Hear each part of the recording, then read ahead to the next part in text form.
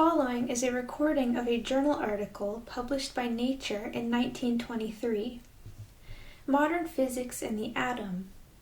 In another part of this issue, we publish as a special supplement a translation of Professor N. Bohr's lecture on atomic structure, which was delivered at Stockholm last December on the occasion of receiving the Nobel Prize for Physics. It seems a fitting occasion to survey the general lines of the recent development of physical theories as to the nature of the atom. The views put forward in Professor Bohr's address may fairly be regarded as the furthest stage yet reached. The leading feature of the physics of the 20th century has been the development of our present concrete picture of the individual atom. In this respect, modern physics stands rightly in sharp contrast with previous work. Properties of matter and bulk, thermodynamic, electrodynamic, and optical theory.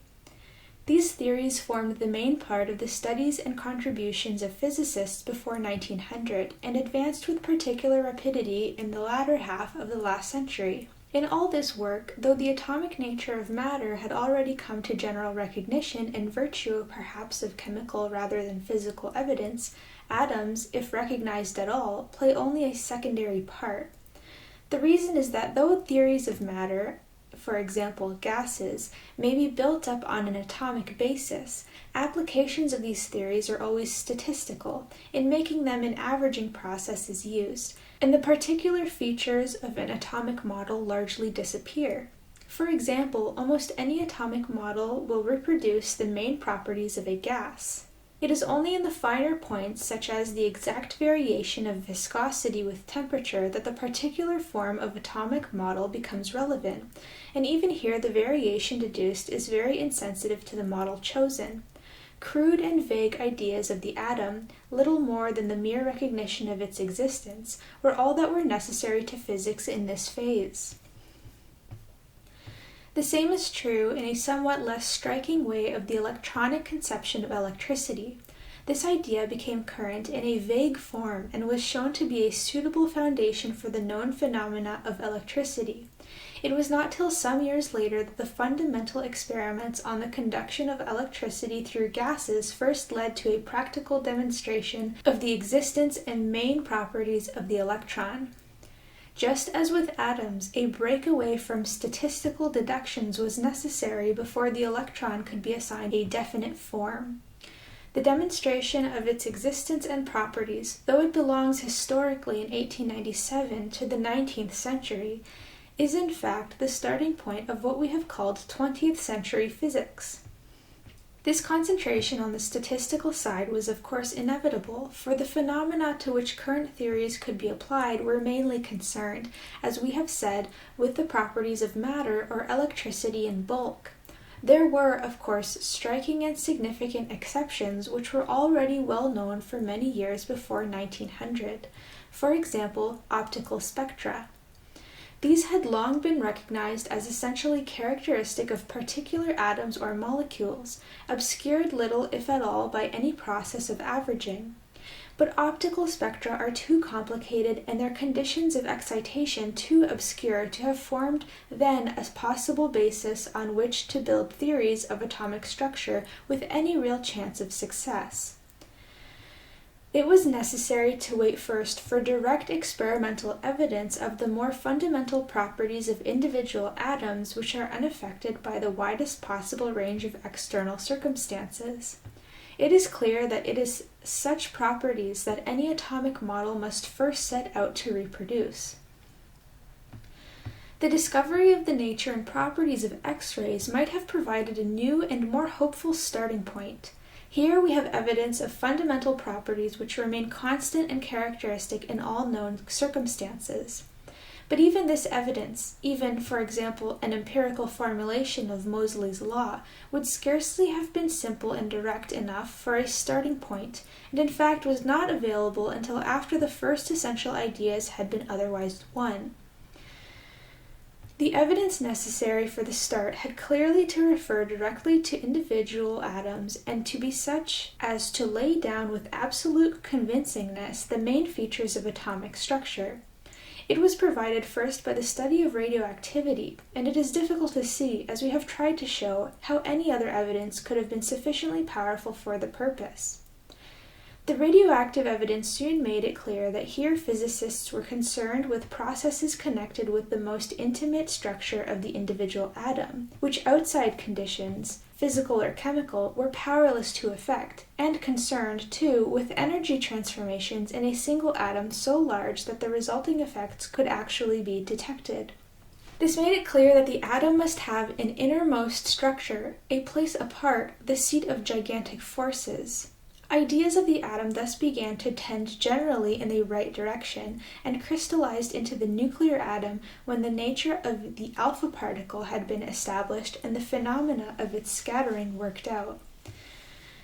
It was at this point in 1911 that Professor Bohr's contributions began, and it is convenient to specify the situation in somewhat more detail.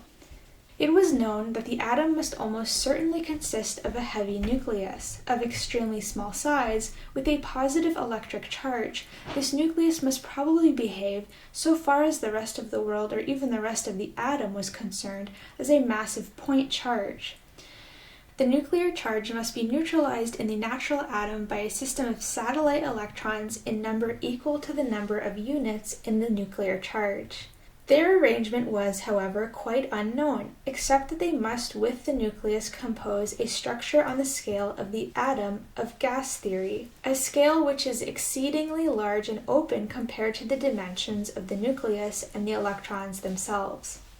The exact number of satellite electrons or units of nuclear charge was also uncertain, but by the results of X-ray and alpha particle scattering must be about half the atomic weight.